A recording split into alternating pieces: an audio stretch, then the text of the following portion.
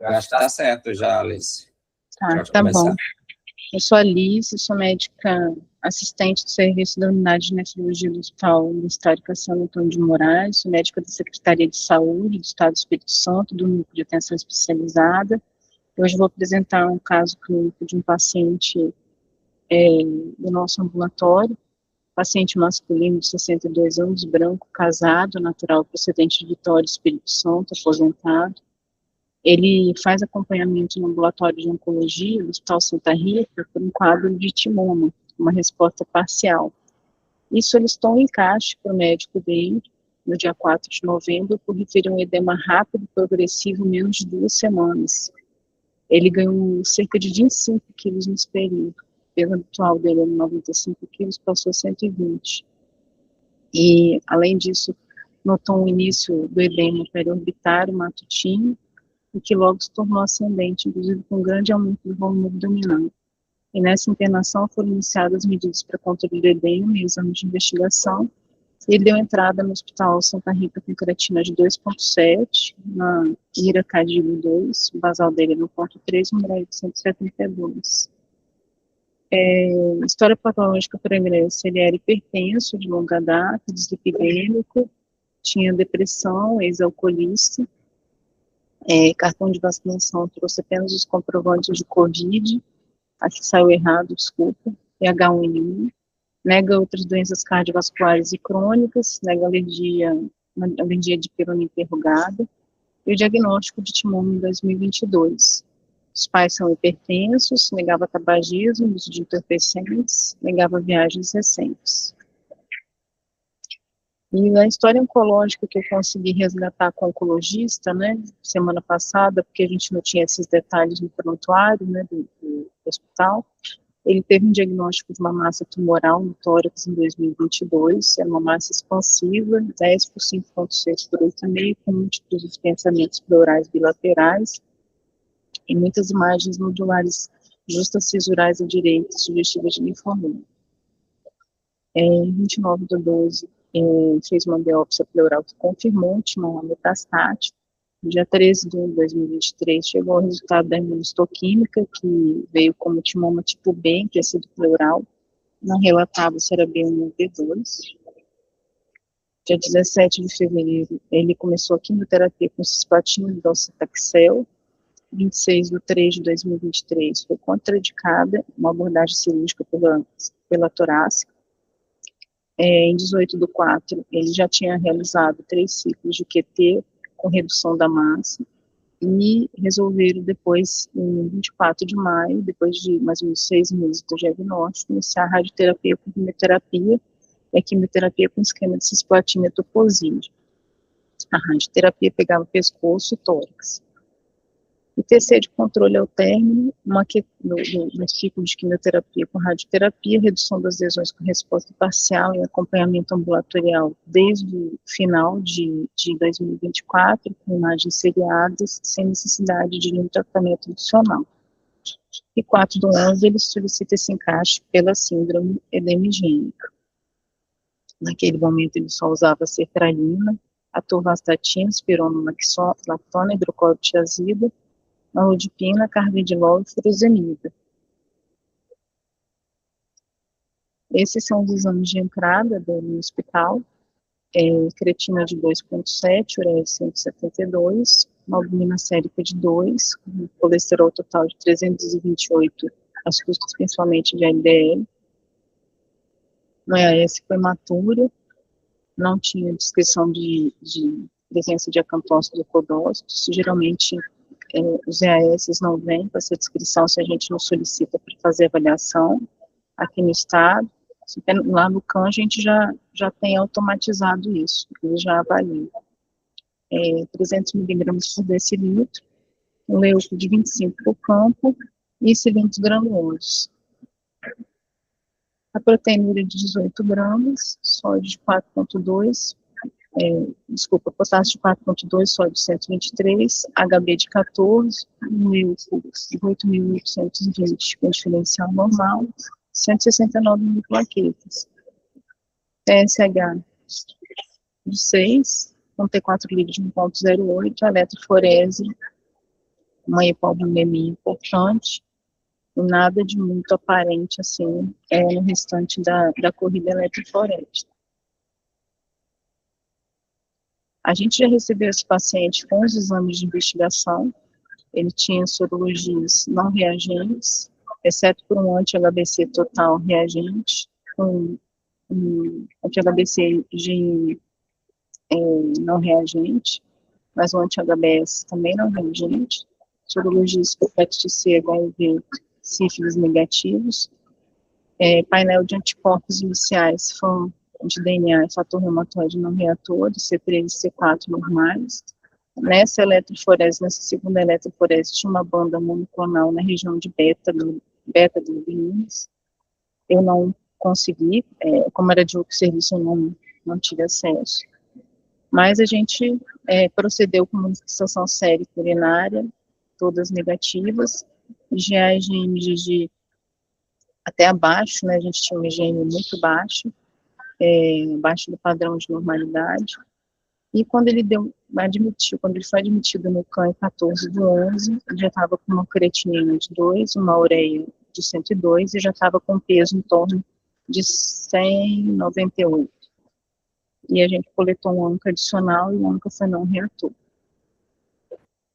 Ele também chegou aqui com um exame lá do serviço inicial, né, uma tomografia de tórax, abdômen e pelve, né, para estadiamento. Um discreto derrame pleural à esquerda, CIT, e o restante do padrão inalterado, ele tem uma massa ainda, mas a massa está controlada, sem aumento de tamanho. E o ultrassom abdominal em 5 de novembro, com risco de dimensões normais, relação córtico medular preservada. E aí eu abro para discussão desse caso.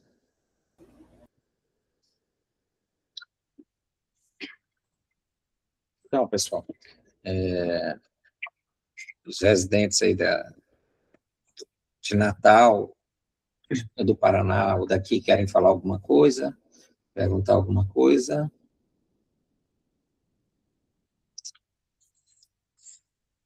Então, acho que a gente pode abrir aí para os professor Ricardo, Felipe,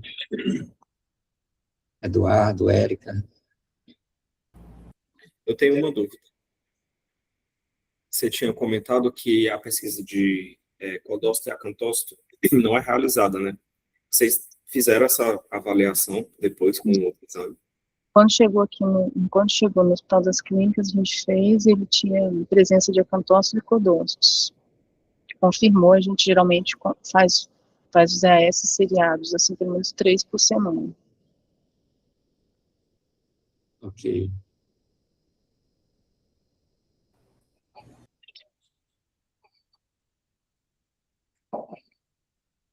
Bom dia. Bom dia, professor. Ricardo, aqui de São Luís.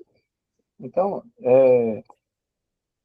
trata-se de um paciente que está com diagnóstico de timoma há 3 anos, não é isso? E que desenvolveu um quadro siminefrótico. Uhum. Uma siminefrítico nefrótico, não é isso? Isso. A princípio, a investigação, tirando a presença do timoma, a investigação de outras causas secundárias negativas. Uhum. Em relação aos quimioterápicos que ele fez uso, né, a princípio, assim, nenhum está relacionado a dano glomerular. Uhum. Então, aí ficamos na dúvida. A cinefrótica é primária, secundária de timoma? Será que tem 62 anos, aí esses distúrbios de células T, trata-se de uma GEST? Aí nós vamos ter que partir para a biópsia renal mesmo para fazer o diagnóstico, porque assim, de medicações, ele fez carboplatina, que é dano tubular, os outros não estão relacionados a princípio a glomerulopatia, né? Ele não fez plaquetopenia, nada, né? Assim, Não. então, o sítio primário de acometimento é glomérulo, porque fez proteinúria maciça, as custas de albumina, e aí, no contexto, assim, de disfunção, timoma, assim, tem pouco relato, né? Mas Uhum. disfunções linfocitárias de forma geral, lesão mínima, GES. No caso do nefrítico nefrótico, sim, a princípio, nesse contexto aí, com complemento normal, ficaremos aí com uma GES, assim, a primeira ideia, né? Mas as surpresas podem ocorrer. Senão não faria a apresentação. Só do tratamento quimioterápico, ele só recebeu quimioterapia convencional ou fez alguma imunoterapia, anti-VEGF? Não, só esses, só aqueles quimioterápicos que eu coloquei lá. Acho interessante, tipo, nessas discussões a gente... Docetaxel e a cisplatina com etoposide. Tá. Não, então concordo com o professor Ricardo. No sumar de urina tinha leucocitúria também ou somente... Eu acho que, deixa eu lembrar aqui, mas eu acho que tinha sim. Tinha Tinha 25 por campo. E urocultura negativa. Eu esqueci de colocar aqui, mas crio negativo também. Acho que só acrescentar o comentário de pacientes que fazem, por vezes, aí, é mais comum associado aos anti-inflamatórios não esteroidais, mas pacientes que fazem NIAS, né, alguns podem fazer o acometimento conjunto com lesão mínima, mas esse quadro é mais sugestivo de uso de anti-inflamatório não esteroidal, né, por quimioterapia, realmente, como o professor disse, seria uma grande surpresa aí. Mas o timoma é muito associado a muito associado não, né? A gente não vê isso com frequência, mas a lembrança que a gente tem das causas de podossopatias secundárias, por exemplo, doença lesão mínima, sempre surge lá a ideia do timoma como uma doença causadora de lesão mínima secundária, né? Mas eu concordo com as hipóteses, então acho que muito mais a acrescentar, porque vai ser uma surpresa para a gente. O Gil ia trazer uma lesão mínima, né, para a gente dar uma olhada nos PET cells. Ele não hemolizou, não, né, Alice? Oi? Nada. Não, nada. Não teve nenhum momento, chegou a entrada dele 14 de hemoglobina, ele vem mantendo hemoglobina boa. Eu estava só dando uma olhadinha no docetaxel, mas é assim, raro do raro. É relato de lesão endotelial mate, mas assim, não é um efeito esperado, né? Uhum. É uma droga assim que é tranquila. É o docetaxel, qual foi a outra mesmo? Além da cisplatina? E depois cisplatina com etoposide. A etoposide também nada, né? Não está relacionada a dano renal assim a princípio, né? Uhum. Uma discussão também legal, Gil, é assim, se fosse, por exemplo, disponível o anti-PLA2R, que é um anticorpo que marca a membranosa, ou se de repente a gente vê que esse caso, por causa da presença de uma neoplasia, o paciente fez uma membranosa, as relações com o anti-PLA2R, se é positivo ou se é negativo, os outros marcadores, como por exemplo, trombospodina 7A, o NIL1, se eles vierem positivos, pode sugerir aí a questão da relação de uma membranosa que não tem característica de primária e passa a ter esse caráter mais secundário. Mas realmente, num caso como esse, eu acho que a biópsia ajuda demais, porque é o caso... E na questão da oncologia, a gente teve acho que teve um período longo aí que a gente ficou com pacientes que tinham o acometimento conjunto de uma síndrome nefrótica com a doença neoplásica, e a gente fazia correlações entre a neoplasia como causas de uma síndrome nefrótica secundária, e entendia que podia ser ou lesão mínima ou membranosa, não fazia biópsia, e porque esse paciente tinha um quadro oncológico de base. Mas eu acho que, fazendo as revisões aí com o pessoal da Onconefro, o pessoal tem cada vez mais trazido essa relação, né? Se o paciente tem como paciente da Alice, uma síndrome glomerular em manifestação, piorando a função renal, já no tratamento do câncer, talvez se tiver alguma relação aí com uma glomerulopatia de base, talvez esse paciente tenha até indicação de receber algum tratamento para reduzir essa proteinúria e reduzir a progressão da insuficiência renal.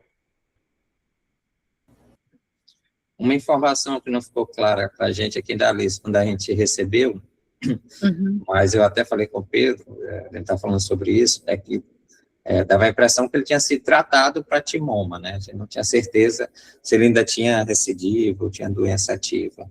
Ele foi tratado, mas ele teve uma resposta parcial. E ele não teve a massa, ele não fez procedimento cirúrgico. Cirúrgico. Tá. Não sei se o Eduardo quer falar também.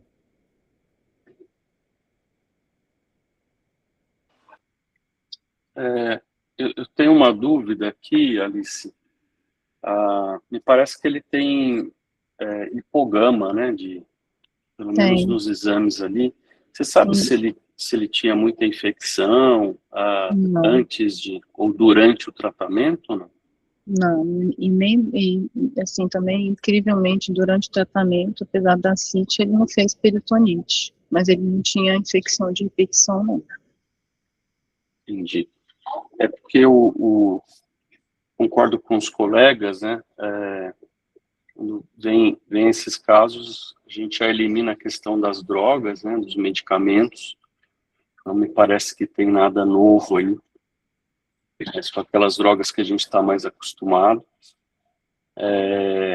E o timoma lembra muito a questão da lesão mínima, mas o padrão desse paciente é mais nefrítico, nefrótico, né? Então, inclusive com piora de função, né? Rapidamente progressiva. Uma coisa que pode estar associado a timomas, mais raro, né? Seriam as vasculites, tá?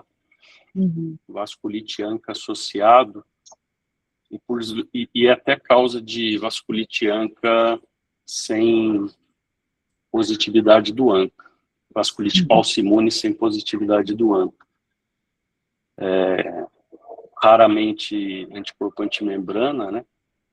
Mas, como o professor Ricardo falou aí, eu acho que a biópsia vai solucionar.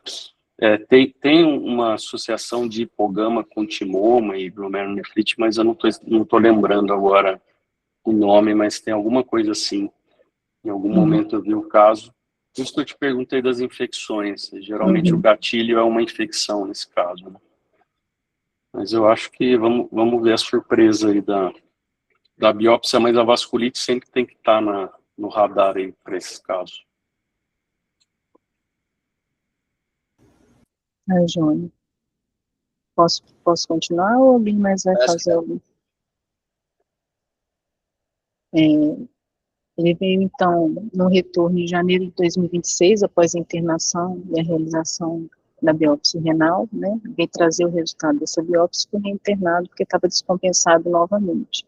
Ele ganhou de novo peso excessivo, piorou a função renal, né? E a gente internou para fazer pulsoterapia, porque ele já estava com a ureia também muito alta, devido aos achados da biópsia renal, que agora o Pedro vai compartilhar em inglês, que eu fiz. Deixa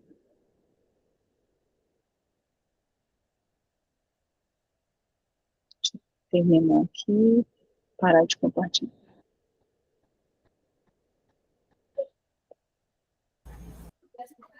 Só um minuto enquanto eu abro a apresentação.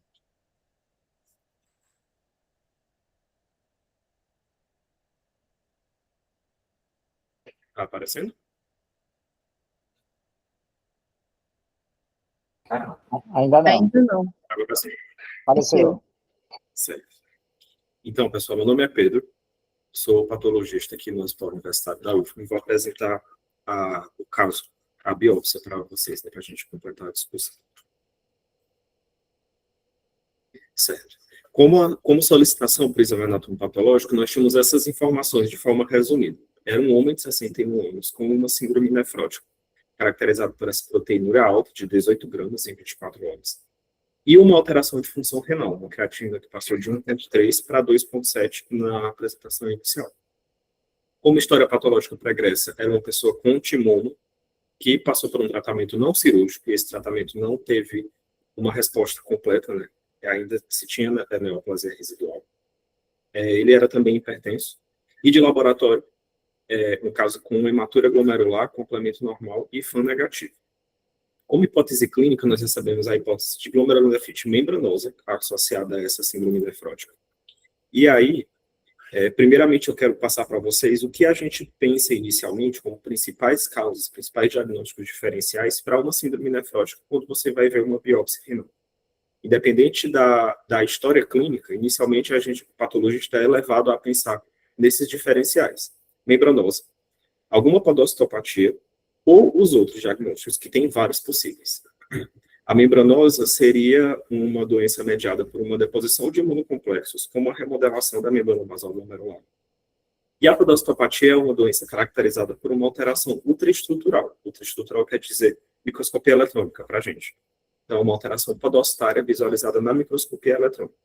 Dentro da podocitopatia tem dois espectros, então, a doença de lesões mínimas, que é quando nós temos uma biópsia normal, ou uma GES, uma glomerulosclerose segmentar e focal, que é quando nós conseguimos visualizar alguma lesão de esclerose segmentar no glomérulo. A amostra que nós recebemos foi completa, no sentido de que tinha amostra para microscopia óptica, ou de luz comum, de imunofluorescência e para eletrônica também. A amostra para microscopia óptica era bem representativa, tinha 28 glomérulos e 3 artérias. A para imunofluorescência também representativa, com 7 glomérulos. E para a eletrônica também tinha glomérulos viáveis para estudo.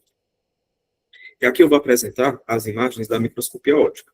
No manualmente, nós já conseguimos ver nesse corte vários glomérulos. Aqui tem 1, 2, 3, 4, 5, 6, 7 glomérulos. Aqui um pedacinho de um.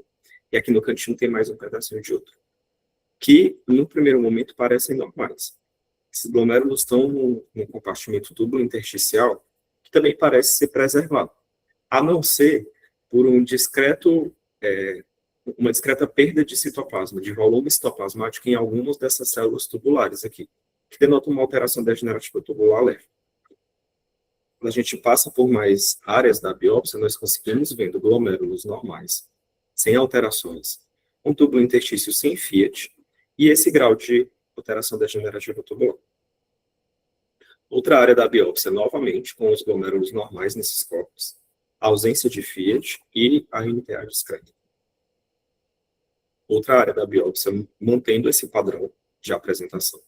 Isso aqui tudo é hemassoma, essa coloração que eu estou mostrando.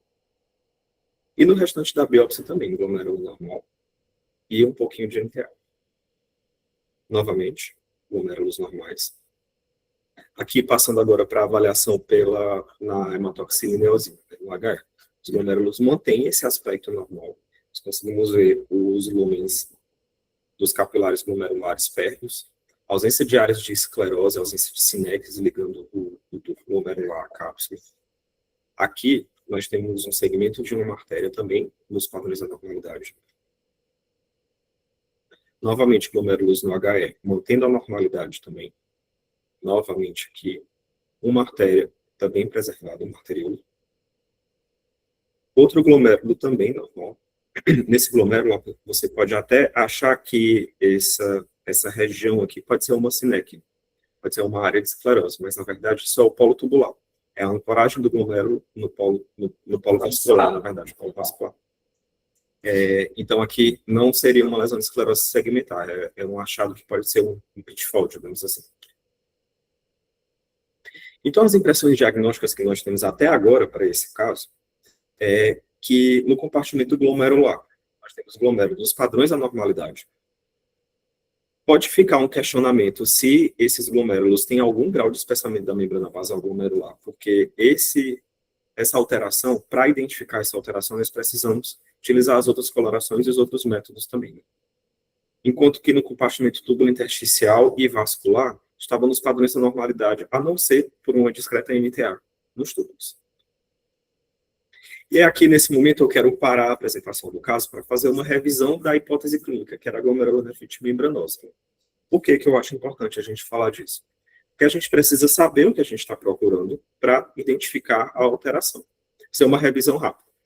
A membranosa, como eu já falei, é uma doença mediada por imunocomplexos que estão depositados na membrana basal glomerular. E essa deposição se dá numa posição subepitelial. Ele se colocaliza em uma região abaixo do epitélio, que no caso do rim, no caso do glomérulo, o epitélio é o podócito. Essa deposição de imunocomplexos leva a alterações da membrana basal glomerular que ocorrem de forma reativa. É um processo reativo de remodelação que vai levar às alterações que a gente visualiza na microscopia comum e na microscopia eletrônica. Essas alterações são principalmente visíveis na coloração da prata.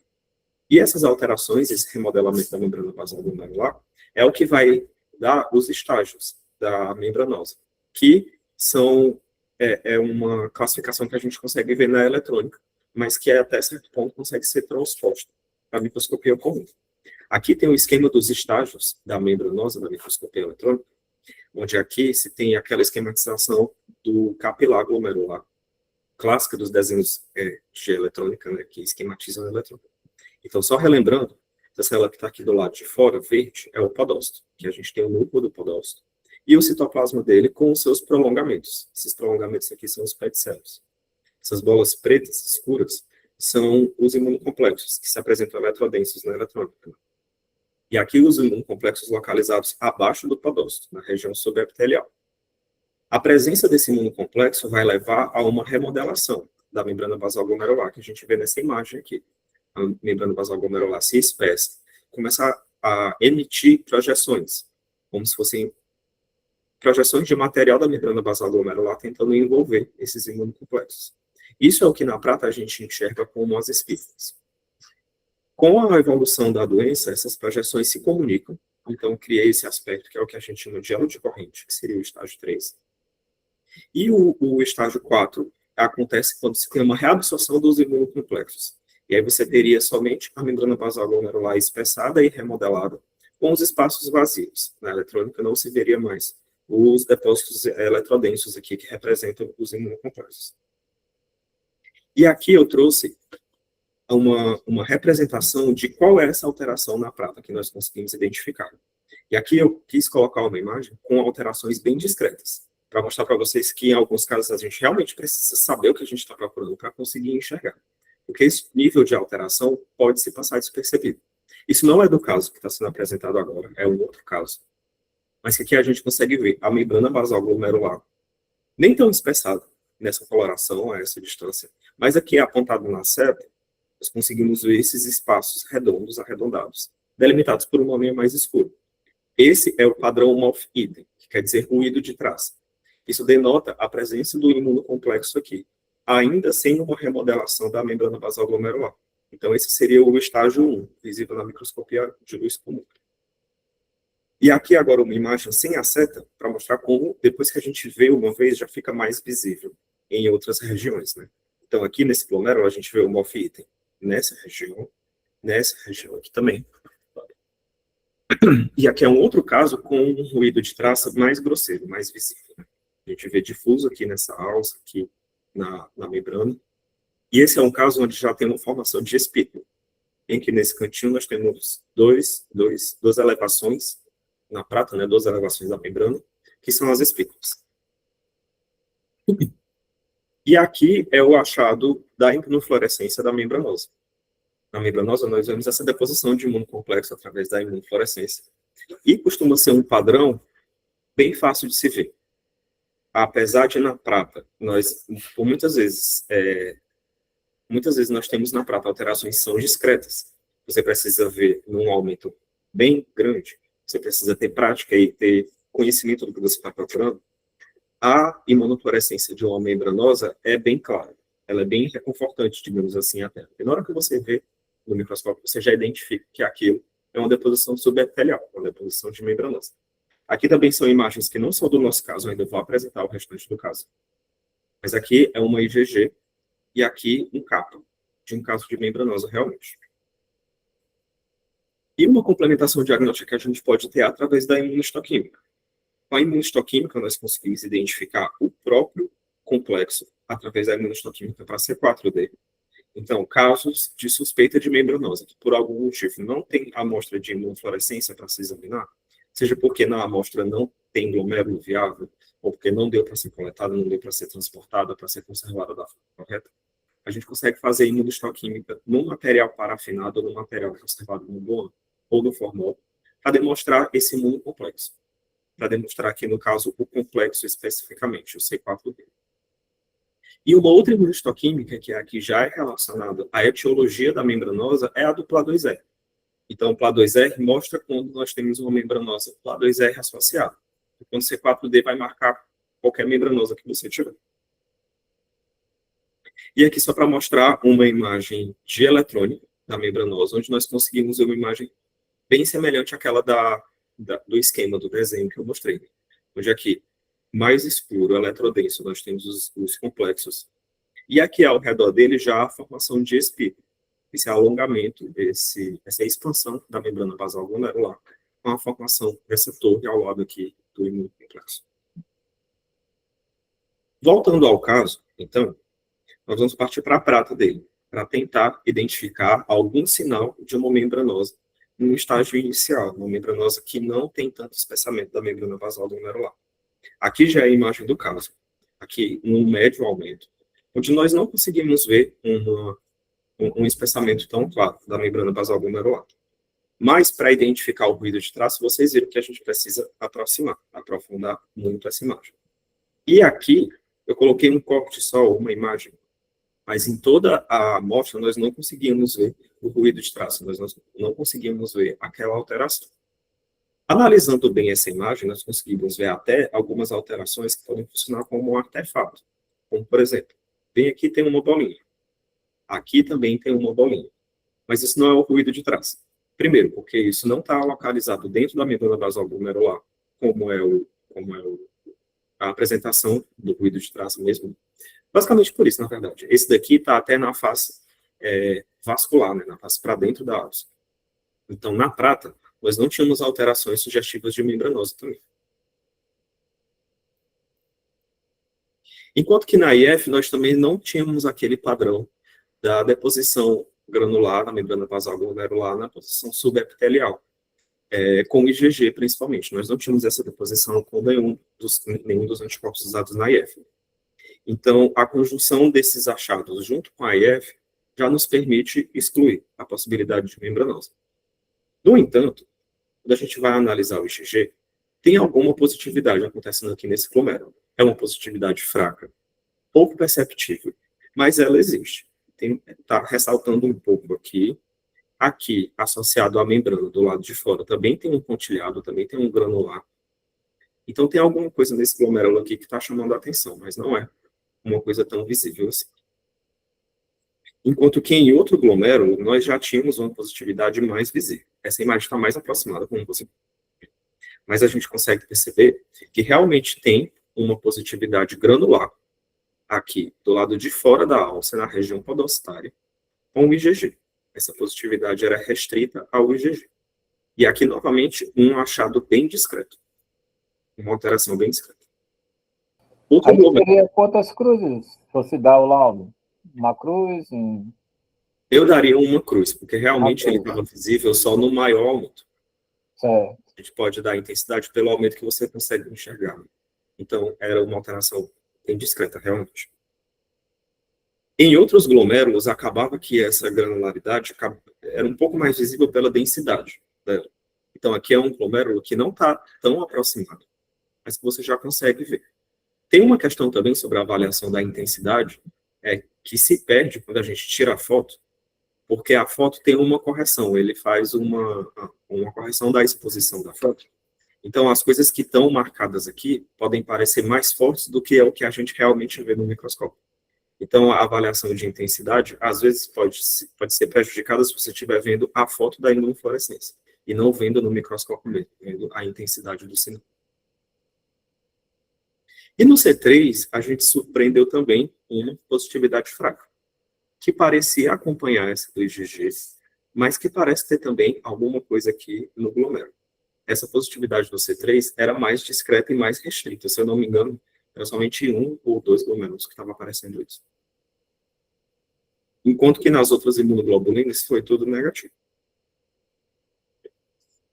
Então, para excluir realmente a possibilidade de membranosa, a gente decidiu usar a imunohistoquímica para mostrar se havia ou não imunocomplexos por esse outro método e nessa outra amostra.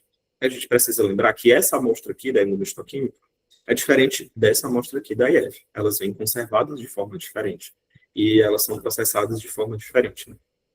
E na imunohistoquímica com C4D a gente viu que realmente não tinha complexos fatores do complemento ligados aqui nesse glomérulo. Na imunohistoquímica, o que é positivo é o que é marrom, né?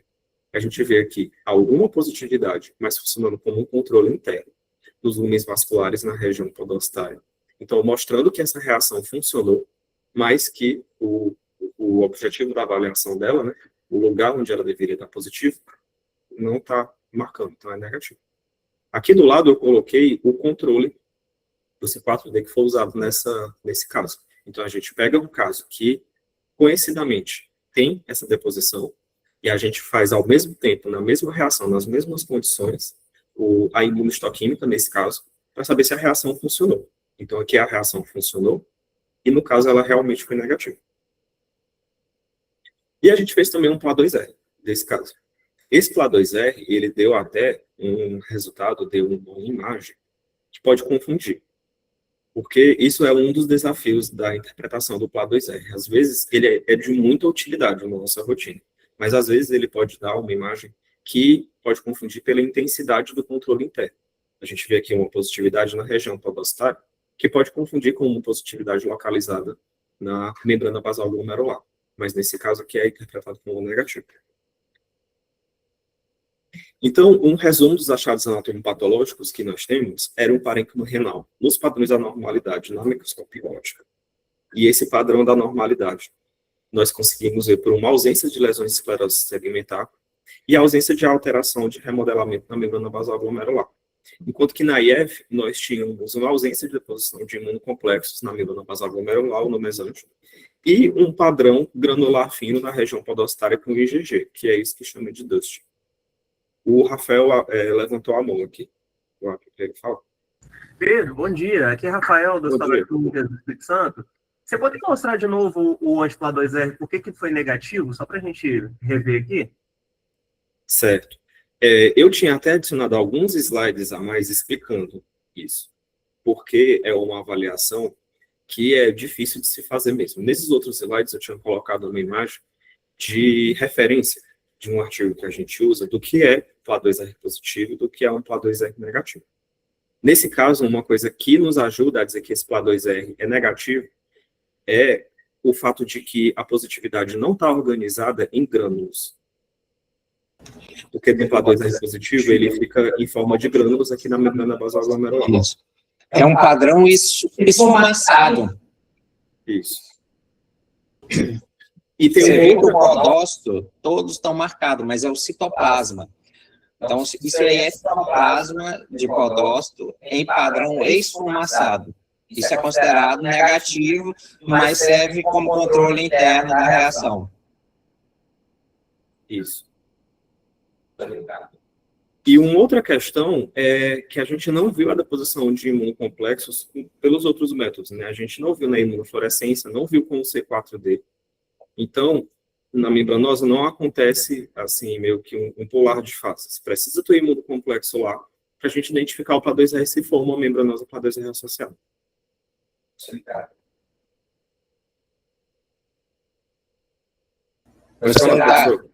Opa, não, só para esse padrão assim de depósito bem discreto de IgG no contexto de um glomérulo normal, por muito tempo assim não se valorizou muito. Com o surgimento dos trabalhos aí demonstrando a presença dos anticorpos antinefrina, então a maioria desses pacientes que tem esse padrãozinho aí bem discreto de deposição de IgG, eles têm antinefrina positivo, né? Principalmente em criança, no contexto de doença de lesões mínimas, né? Esse GZzinho assim, bem discretinho, em posição subepitelial e tal, está muito relacionado à presença no soro de anticorpo antinefrina, que é uma coisa que a gente ainda não faz, né? Sim. E como você falou, é um achado que está sendo valorizado muito recentemente, está sendo estudado muito recentemente também, né? A detecção e a correlação clínica do que significa esse IgG empoeirado. Assim.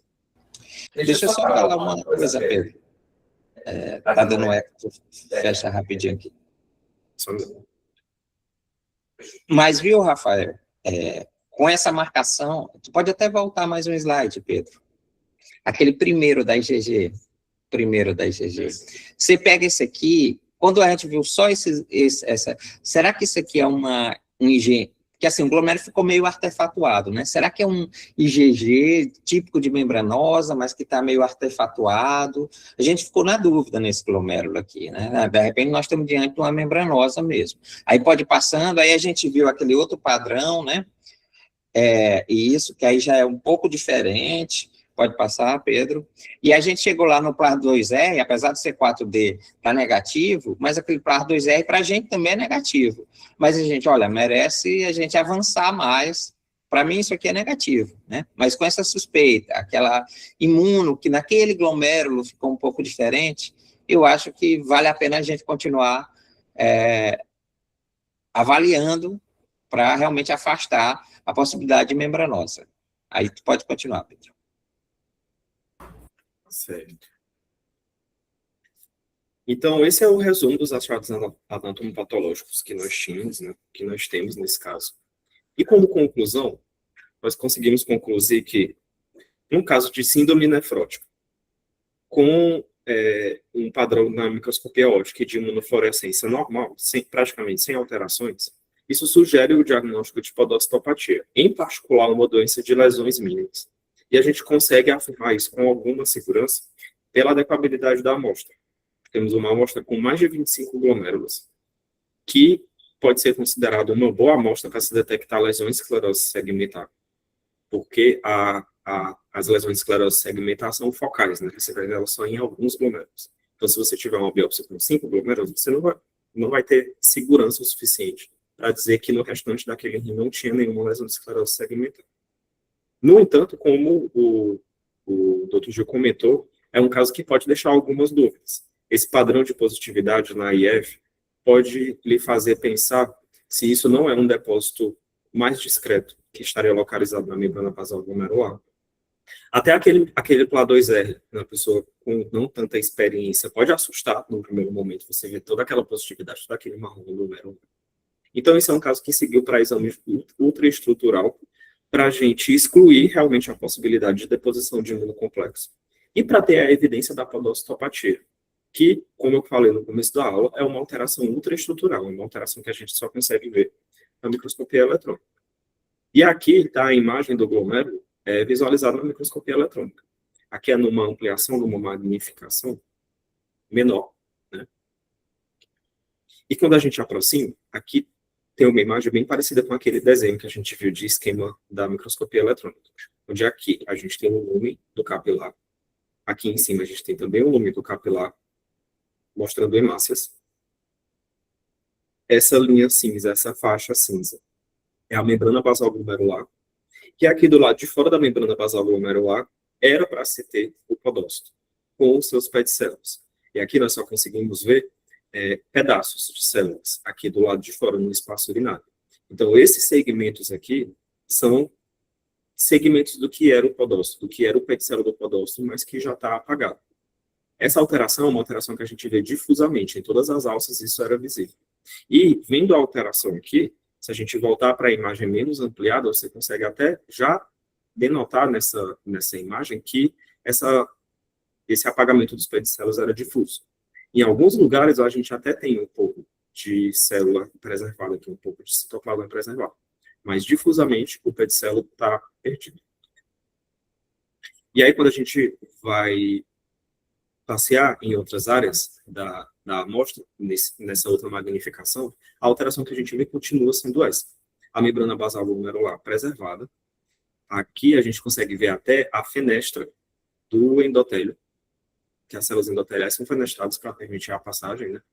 Sem deposição de imunocomplexos, sem presença de imunocomplexos aqui na membrana basal glomerular, nem na parte de dentro, na parte subendotelial, nem na parte subepitelial, enquanto que o pedicelo do podócito está totalmente desgastado aqui. Novamente, os pedicelos perdidos. Nessa região, a gente até consegue ver um esboço de estrutura de pedicelo. Mas, no restante, eles estão perdidos, eles estão apagados. Novamente, com essa degeneração vesicular aqui dos podócitos, que é esse material que a gente vê no espaço urinário solto. Essa imagem mostrando muito bem a membrana basal glomerular preservada, sem imunocomplexos, Aqui a gente vê um ponto do mesange também, sem deposição de imunocomplexos, e os peticelos perdidos. Nessa imagem, nós conseguimos ver a estrutura trilaminar da membrana basal glomerular, bem evidente também. As fenestras, mostrando que a parte vascular, a parte endotelial está preservada, enquanto que os podócitos estão passando por esse processo de degeneração e de apagamento dos seus peticelos. Muita transformação microbiológica. Isso. Aqui, uma marcação que foi feita para mostrar a espessura dessa membrana basal glomerular, que ficou em torno de 0,3 micrômetros. Como conclusão do exame ultraestrutural da microscopia eletrônica, nós tínhamos alterações podostárias degenerativas difusas, ausência de depósitos eletrodensos ou sugestivos de imunocomplexo. Esses depósitos eletrodensos organizados seriam aquelas doenças de depósitos organizados, né, como fibrilar, e alterações degenerativas tubulares discretas, correspondendo também ao que a gente viu na microscopia óptica, de forma discreta. Então, juntando todos esses achados, esse quadro é compatível com a podocitopatia. Essa podocitopatia se apresenta de forma difusa, porque os peticelos estavam todos perdidos. E aí levanta o diagnóstico diferencial entre uma doença de lesões mínimas ou uma GESP não amostrada pela biópsia, porque a gente sempre tem essa possibilidade. E aqui eu vou falar um pouco sobre a podocitopatia, que é, novamente, esse esquema da microscopia eletrônica, onde do lado de cá a gente tem uma alça glomerular normal, e do lado de cá, uma alça glomerular de uma podocitopatia. Aqui está o desenho do glomérulo, do podócito, na verdade, preservado com seus peticelos muito bonitinhos, organizadinhos. E aqui ao lado, eles perdidos. Eles sofrem uma perda de estrutura e de tamanho também, levando a defeitos nessa barreira de filtração. O professor Ricardo levantou a mão. Só rapidinho. Então, o diagnóstico foi mais ou menos esperado, né? Num contexto de uma excessiva produção de células T doentes e ter uma podocitopatia por lesões mínimas. O interessante seria, no caso, como tem esses material pontilhado, eu não sei se o Précio teria acesso. Seria interessante mostrar que, como anticorpo antinefrina, a gente imaginaria uma disfunção do linfócito B, né? E o timoma é linfócito T, basicamente. Mas será que, de alguma forma, o timoma tem uma maneira, ele gerou, sei lá, fez alguma situação que pode ter feito anticorpo antinefrina? Seria um caso interessante, assim, de relato de caso, esperaria só aquela fator de permeabilidade que a gente não sabe o que é, derivado do linfócito T, que é o diagnóstico mais provável, no caso aí seria mesmo lesões mínimas, né? Mas será que com esse GG pontilhado, será que não teria anticorpo antinefrina por algum motivo, né? Só para lembrar aí se a gente tivesse acesso, né? Parece que eu vi isso na época, né, Pedro, não sei se ele chegou a dar uma olhada agora também, parece que já tinha algum relato de algum caso com anticorpo antinefrina, ou pelo menos no descritivo, eles levantando essa possibilidade, não foi, Pedro? Não sei se tu chegaste a levantar. Como a disfunção do linfócito T levaria a alguma disfunção do linfócito B produzindo anticorpo antinefrina, né? Eu vou falar depois na apresentação. Ok, então vamos lá. E só uma coisa que eu queria colocar aqui, depois também que o Pedro terminar, eu vou mostrar. Quando a biópsia chegou para a gente, estava a dúvida se era membranosa ou se era lesão mínima. E a gente ficou muito na dúvida porque o ES dele era muito proliferativo. Todos os seriados que a gente fez, né, tanto que a gente pediu, a gente programou fazer a pulsoterapia para começar um Ponticelli, porque a gente apostava mais que viesse uma membranosa do que uma lesão mínima, naquele contexto, né. E a gente pediu dosagem de anticorpo anticoagulante 2R e veio negativo. E a gente já tem experiência boa lá no ambulatório com anticorpo anticoagulante 2R sérico, assim, de local bem confiável. Só para contextualizar, que depois eu vou mostrar. Certo. Só uma coisa que é interessante desse caso é que vocês viram que é um caso que precisou passar por um escrutínio diagnóstico muito extenso. Né? A doença de lesões mínimas é uma doença que, no final das contas, a gente não vê alteração, na maioria das vezes. Você vê um quadro de síndrome nefrótica com uma microscopia óptica normal, sem imunocomplexos, e aí denota essa alteração. Mas em casos de dúvida diagnóstica, como parece ser esse, que na clínica a gente tinha uma apresentação que deixava a dúvida se seria membranoso ou não.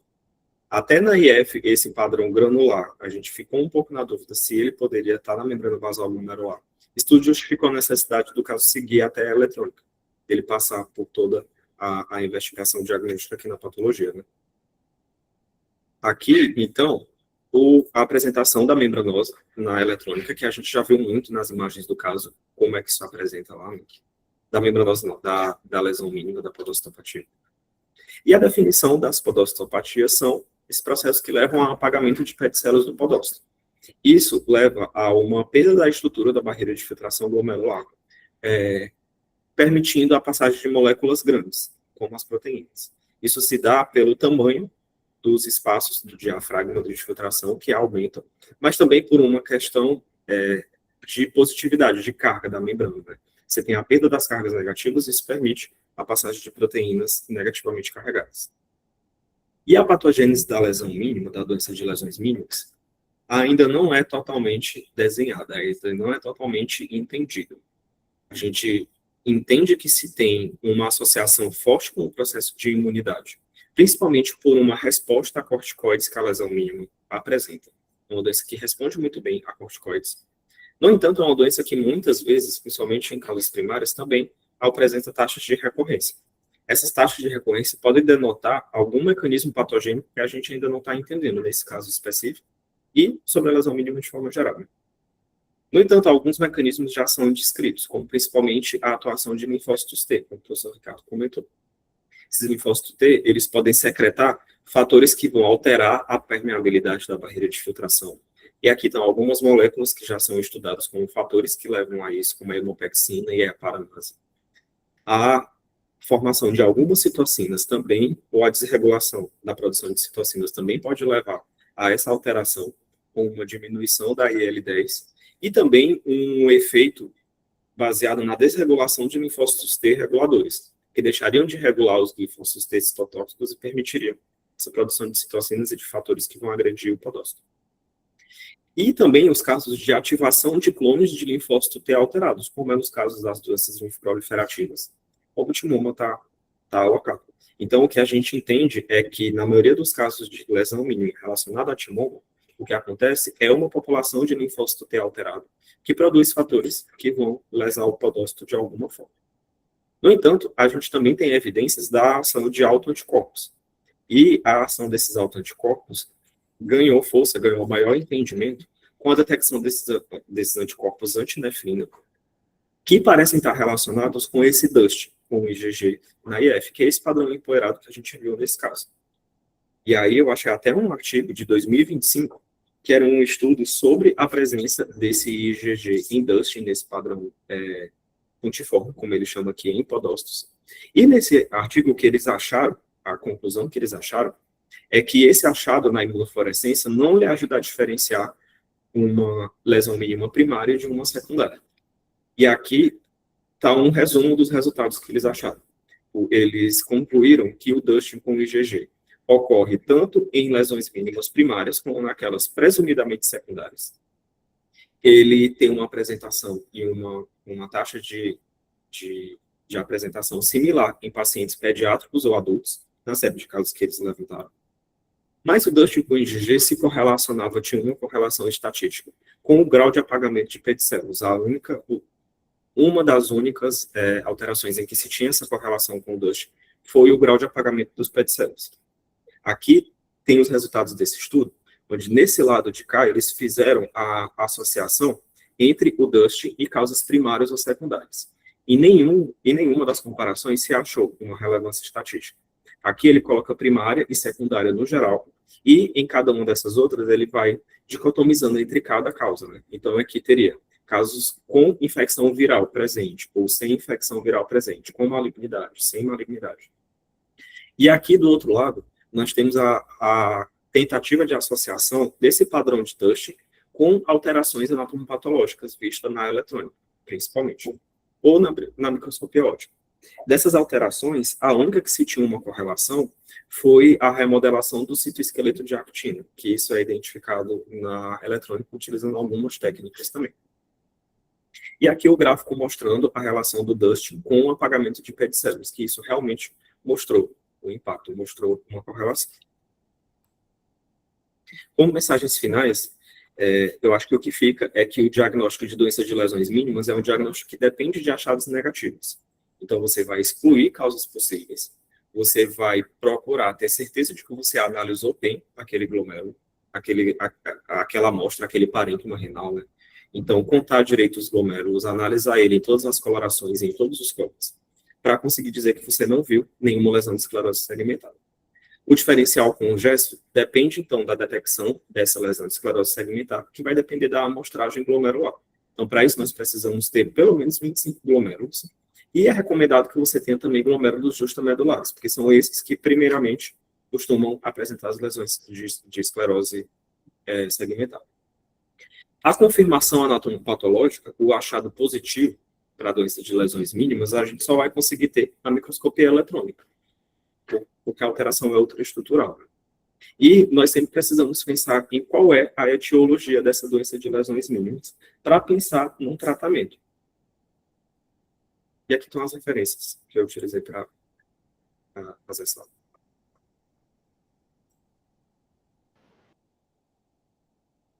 Agora eu vou abrir para discussão.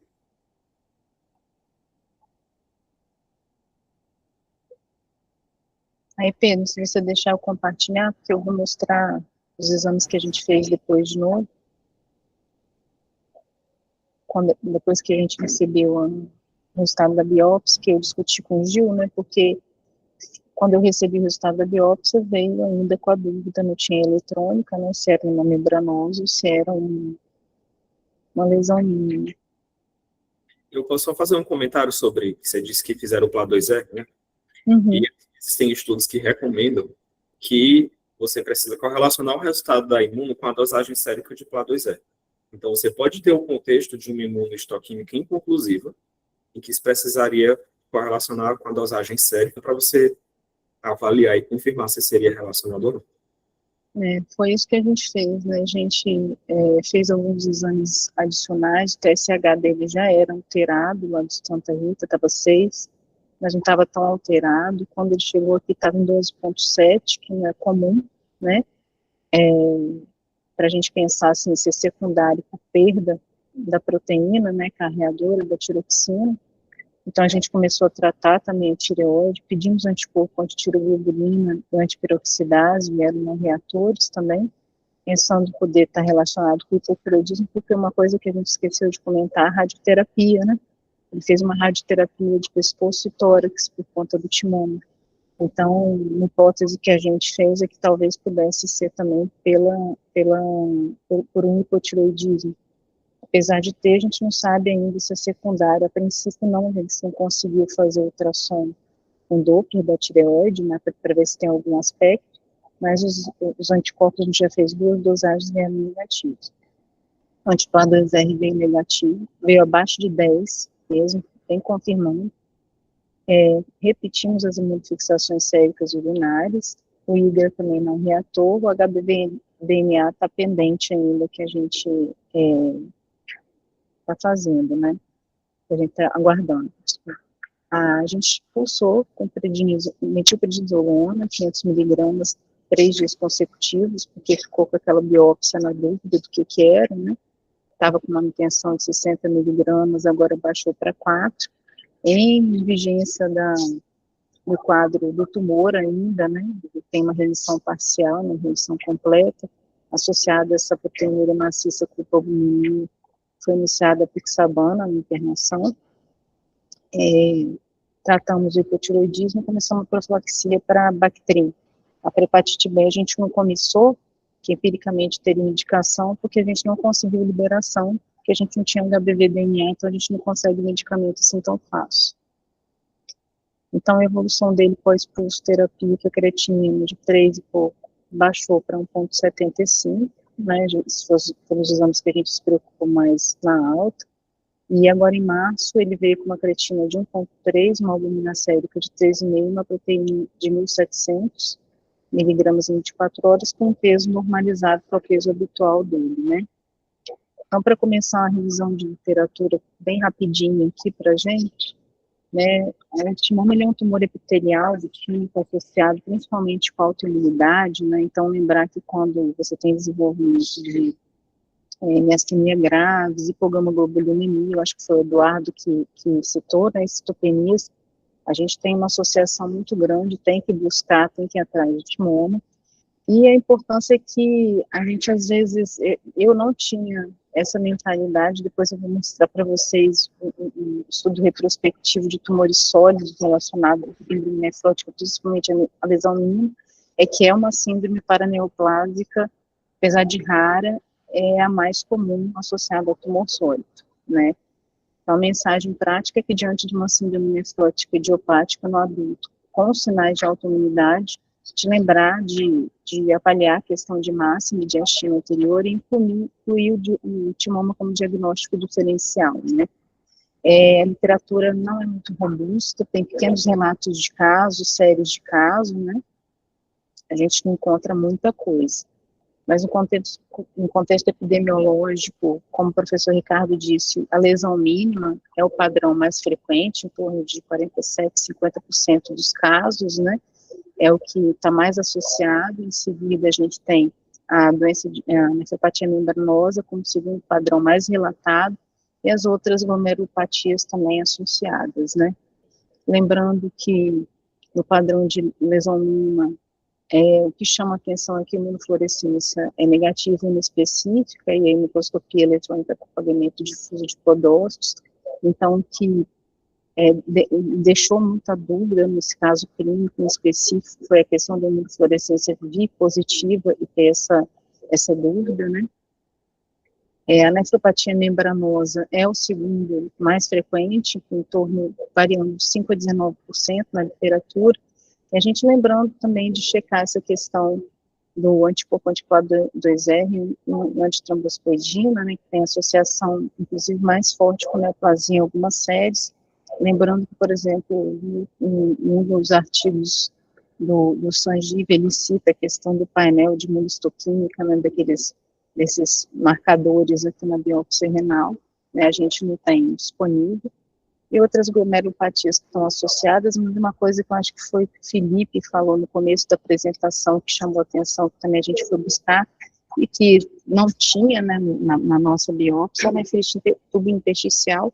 Inclusive, ela pode estar até numa relativa frequência bem alta, assim, inclusive mais ou menos parecido com a da nefropatia, coincidência da nefropatia membranosa, né?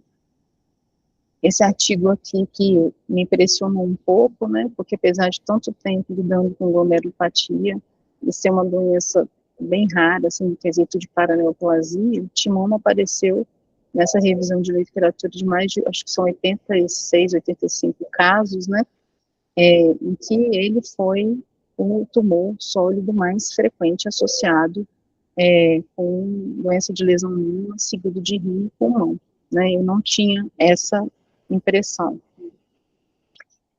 Por que ele causa síndrome nefrótica, né? Porque ocorre uma ruptura do funcionamento adequado do timo, né? Ele começa a aumentar a produção de cones que são autorreativos, tem um desvio da regulação, né, desses cones, né? Dependendo do tipo de resposta, se a resposta desviada alterada está em pH1, né, tem uma produção maior de interleucina 12, tende a ter uma maior produção de anticorpos, aí tem uma predisposição ao desenvolvimento de, por exemplo, da nefropatia membranosa por conta do anticorpo anticoagulado 2R. Ele não cita anticorpo antinefrina, porque os estudos que eu achei de patologia são esses corridos, não tem muitas figuras, e ele relata, esse estudo de 2015 é antigo, tem outro de 2017 que fala da fisiopatogenia, colocando também a questão da desregulação para resposta TH2, em que você tem mais produção de interleucina 2, 4, interferon, estaria mais correlacionado com o desenvolvimento de fatores de permeabilidade, aí desviando a resposta mais para tender a fazer uma doença de lesão mínima, né? Mas todos eles aumentando a permeabilidade glomerular, levando principalmente a síndrome nefrótica, que é o mais comum, como a gente viu. E também tem esse outro estudozinho aqui, dessa revista, que também é de 2015, e também foca na questão mostrando que com os ciclos de quimioterapia, né, ciclo, no primeiro dia, o segundo ciclo, você tem uma redução da carga desses tipos de células T, né, havendo aqui essa redução quase pela metade, e o paciente também remitindo o quadro de síndrome nefrótica, né. A apresentação clínica característica é de síndrome nefrótica, com edema periférico nasaca, proteinúria, albuminemia e hiperlipidemia. Lembrando que às vezes a gente pode ter outras manifestações paraneoplásicas coexistentes, como miastenias graves, miastenia graves, sintomas compressivos, infecções recorrentes, síndrome de Wood. Eu também tinha esquecido, professor Eduardo, mas esse daqui talvez que é o nome que você estava procurando, né, porque eu, particularmente, eu nunca vi, né, foi a primeira vez que eu li a respeito. E uma questão importante é a temporalidade. Em alguns relatos de série de casos, né, 47% aparecem após o tratamento. Numa revisão sistemática, agora mais recente, de 2024, ele correlaciona com 67% do aparecimento após o tratamento de timoma, podendo, inclusive, aparecer 108 meses após a radioterapia, né.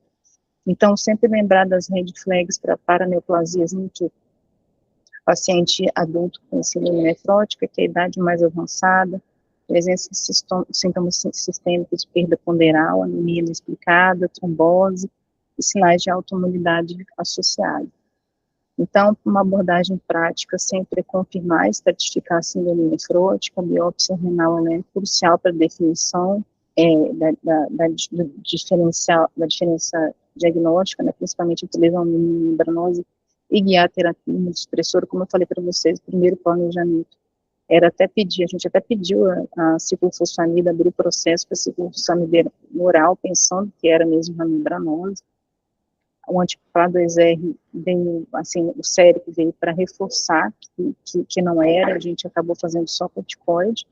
A tomografia de tórax é um exame importante na suspeição clínica e também para acompanhamento do paciente, inclusive que a terapêutica pode ser abordar a questão agora que a gente tratou e compensou o paciente de avaliar que tem condições clínicas para fazer retirada ou outro tratamento oncológico. As sorologias de rastreio, né, que ele cita, principalmente nos artigos, eles citam principalmente o anticoagulante 2R e o THS-P7A, se tiver disponibilidade no serviço, né. E a questão da avaliação multidisciplinar, como eu falei, porque se ele está tendo uma síndrome nefrótica em vigência de uma resposta oncológica parcial, talvez seja importante a gente redefinir o tratamento para esse paciente, né. Então, o tratamento, ele sempre foca, né, na questão de controlar o timoma, lembrando que esse paciente já em 2023 tinha uma contraindicação cirúrgica, pelo que eu conversei com o Dr. Paulo, que é um oncologista, não tem viabilidade cirúrgica para ele no momento, então, é um paciente mais paliativo, por isso a gente optou manter a terapia imunossupressora para controlar a síndrome nefrótica, né, suporte. A gente, agora que ele recuperou função renal, começou a equilibrar, vai tentar otimizar a dose para depois entrar com dapagliflozina e retirando a dose da corticoterapia, né. A questão da profilaxia trombótica individualizada, que a gente também focou por ser uma causa tumoral. E a imunossupressão padrão, geralmente, quando está associada à lesão mínima, a gente faz corticoide, porque eles têm uma resposta em mais de 90% dos casos da síndrome nefrótica, né. Quando tem uma refratariedade, a gente pode abrir mão de usar ciclosporina, tacrolimus, rituximab e até ciclofosfamida, de acordo com o contexto oncológico infeccioso, né. E a nefropatia membranosa associada ao timoma é principalmente tratar a causa, né. A imunossupressão renal ela pode ser considerada no contexto de um alto risco, né, sempre alinhando, a gente tem a recomendação de usar a estratificação do CADIO de 2021, porque às vezes não dá para tratar do ponto de vista com quimioterapia e radioterapia se o paciente estiver descompensado do quadro renal, então às vezes a gente vai ter que tratar o quadro renal para poder viabilizar o tratamento oncológico. Então, tem que ser uma decisão compartilhada entre as equipes, né. Em relação ao prognóstico, sim, do segmento da doença de lesão mínima, é muito bom, porque você tem uma resposta muito efetiva, a corticoterapia, que é um medicamento que, apesar dos efeitos colaterais, principalmente no adulto, são controláveis, né? A gente optou por botar uma dose de manutenção um pouco menor e ele tá indo bem. A nefropatia membranosa é um pouquinho pior, né? Varia um pouco a resposta em relação às formas secundárias, mas a gente tem pouco material para se embasar do ponto de vista da literatura médica, né? Em relação ao segmento recomendado, seria a proteinúria, a albumina sérica, a função renal, pressão arterial, a vigilância dessas complicações trombóticas infecciosas, né? A vigilância oncológica do timoma com a imagem periódica, e o prognóstico renal vai depender principalmente do padrão histológico e do controle do timoma. Então, algumas controvérsias que com as quais a gente se depara é a questão da causalidade versus a coincidência, né? Será que apareceu uma síndrome nefrótica? Foi uma hipótese que a gente fez quando o TSH veio acima de 10, veio 12,7, né? Será que ele está abrindo aí um quadro de hipotiroidismo, né, autoimune, ou será que é um hipotiroidismo por conta da radioterapia e, coincidentemente, ele tem essa alteração, mas a gente não conseguiu nem associar a autoimunidade, mas pode ser com a radioterapia, pode, mas está muito longe do contexto em que a rádio foi aplicada, né? Ele teria vindo com um hipotiroidismo anteriormente, né? 2023, porque ele acabou, por exemplo, a radioterapia, porque aquele hipotiroidismo cronologicamente demorou demais, né? Então a gente acaba configurando mesmo um quadro relacionado ao desenvolvimento da manutenção, né, do tumoral, né, da remissão parcial, inclusive porque eu acho que tem embasamento pela característica da biópsia renal, né, por ser sugestiva de anticorpo, de ter induzido aquela autoimunidade, isso está associado ao desenvolvimento da doença de lesão mínima, no caso ali, que o Pedro explicou para a gente, né. A questão de melhor sequência terapêutica também vai depender principalmente do que está mais grave naquele momento do paciente, se ele está com uma intercorrência mais grave da síndrome nefrótica ou da disfunção, de alguma disfunção relacionada ao tumor primário. Nesse caso clínico, a gente teve uma IRA, né, que ela poderia ter progredido de forma bem emblemática até precisar de diálise, então a opção por tratar com imunossupressor para tentar controlar a doença, até porque é um paciente que, pelo que o planejamento terapêutico propôs, é um paciente com uma paliatividade relativa. Ele tem um status muito bom, mas ele tem uma doença que não dá para ser tratada do ponto de vista cirúrgico, né? Então, foi feito radioterapia, quimioterapia paliativa, ele tem controle clínico. E a importância do papel dos biomarcadores quando possível dispor deles, né? Essa daqui, eu fui colocando a bibliografia durante os slides, mas essas daqui também foram outras que a gente utilizou. E é isso. Excelente, Alice. Muito bem lembrado dessa questão da radioterapia na tireoide, né? Que aí libera uma grande quantidade de antígenos. Esses pacientes fazem membranosa. Né? Acho que já teve um caso aqui assim. Pessoal, mais comentários, professor Ricardo, Eduardo, Felipe, Elisa. Eu só parabenizar as discussões, aí foi muito rica a discussão. Acho que a Alice, essas respostas já foram dadas porque teve uma resposta muito boa, né, Alice, ao corticoide. Mas durante a apresentação do caso, das discussões, aí me veio o seguinte pensamento: tal qual fosse uma podostopatia primária, assim, sabendo agora que é uma podostopatia primária, mas com essa valorização do achado, né, esfumaçado da IgG, que o professor Ricardo colocou, vai muito associado hoje em dia com esses anticorpos da fenda de filtração, né, da presença de antígenos da fenda de filtração, entre eles o antinefrina. E esse padrão que o Pedro mostrou da fusão de pedicelo difusa, para mim era aquele paciente que tem uma podocitopatia que, tal qual uma podocitopatia primária, responde à imunossupressão, responde a corticoide, sabe? Tipo, se fosse um caso meu, eu pensaria em corticoide, e aí no caso das recidivas, etc., eu acho que eu olharia para rituximab, entendendo que tem uma IgG sendo produzida, alguma coisa desse. Eu olharia nessa sequência aí de eventos para o tratamento dessa condição. Isso. E apesar de ser um caso de lesão mínima, né, Felipe? Eu acho que foi interessante, né? Acho que foi tu que falou que a gente não traria uma lesão mínima. Mas foi legal, porque sei, tem muitos serviços que os residentes estão começando agora, então foi bom para ter um panorama geral de um rim normal, né? E acho que a discussão foi bem rica aí com a contribuição da Alice e do Pedro, né? E agradecer a Alice, porque fez um esforço aí, 2 semanas seguidas. Eu acho que uma coisa que eu acho que os meninos, principalmente os residentes, e às vezes até a gente também, né, que lesão mínima, a gente viu a IgG lá, não é lesão mínima, pelo amor de Deus, não é, a gente fica com aquele sentimento assim, peraí, o que está acontecendo? Porque foi a primeira impressão que a gente teve, né, por isso que eu te liguei no dia que te mandei a biópsia, falei, não, pelo amor de Deus, Gil, tem um IgG aqui, como que... Porque realmente a gente não está com... A gente não tem todos os subterfúgios, todos os aparatos para poder fazer um diagnóstico de anticorpo antinefrina, de pensar nisso, até porque a gente... Eu não vou falar quando me formei, não, mas terminei residência tem bastante tempo e a gente ainda fica com aquele resquício das coisas da residência, né? Então a gente acaba...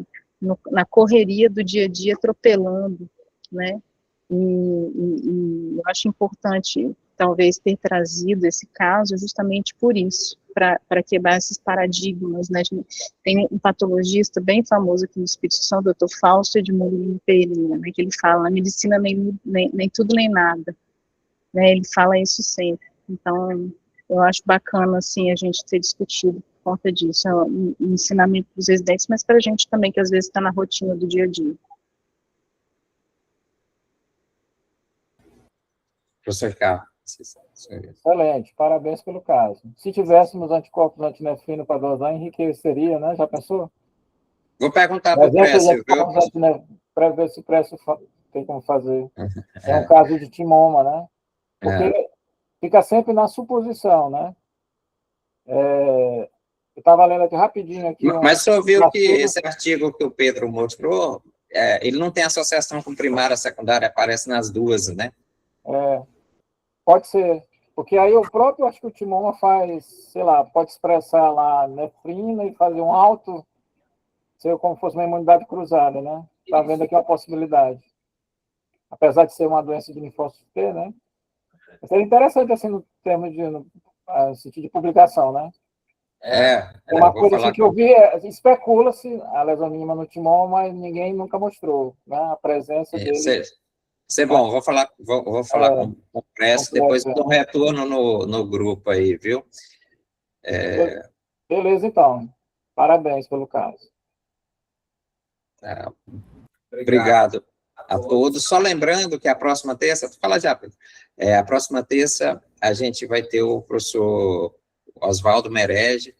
Nós vamos ter uma série de aulas aí relacionadas à biópsia, vendo que muitos serviços não fazem biópsia na rede EBSER por falta de alguém que faça, por falta, às vezes, às vezes até de conhecer o nosso serviço, né? Então, a gente vai tentar fazer uma série de palestras aí, a primeira vai ser do professor Oswaldo Merege.